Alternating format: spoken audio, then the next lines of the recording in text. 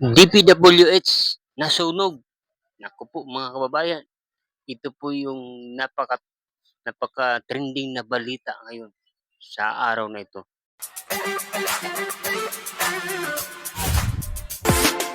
Luzon, Visayas at Mindanao, magandang araw po. Welcome po muli kayo sa aking YouTube channel.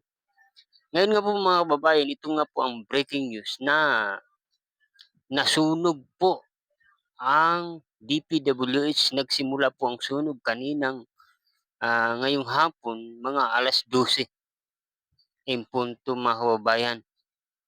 Pero bago po tayo magpatuloy mga kababayan, ay kung bago pa lang po kayo sa aking YouTube channel, pwede bang paki-like ang video, paki-subscribe, paki-pindot na rin po ang notification bell para update kayo sa mga bago kong i-upload na video. At ito na nga po mga kababayan, nasunog po ang DPWH at umabot po sa sabi ng balita na umabot daw po ito sa ikatlong alarma. Panoorin natin ang pangyayari na ito na pagkasunog ng DPWH.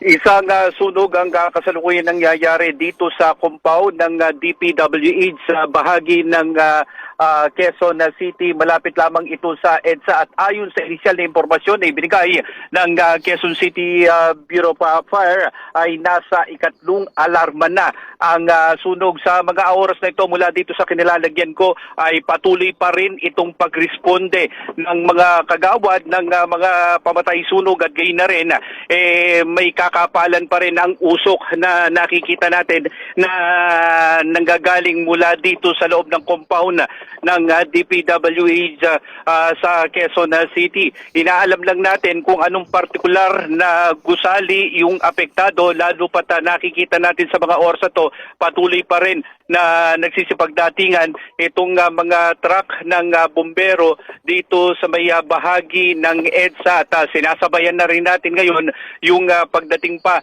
nitong mga truck ng bumbero.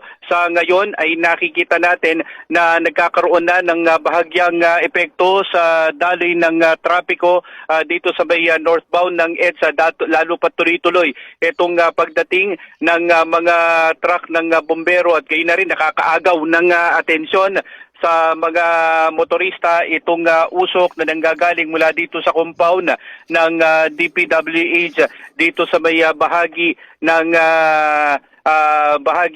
Quezon City. Mamaya antabayan pa ilang mga Yun po mga kababayan, at ang sinasabi po nga po mga kababayan ng mga netizen na ang kanilang komento dito na baka daw po ito ay sinadya na sunugin. Siyempre, marami daw pong ebidensya na nandoon na pwedeng maipakita na gagamitin para sa, alam naman natin, itong flood control project na doon nagsimula ang mga corruption, mga kickback. Ngayon mga kababayan, sinasabi pa nga po ng mga balita na talagang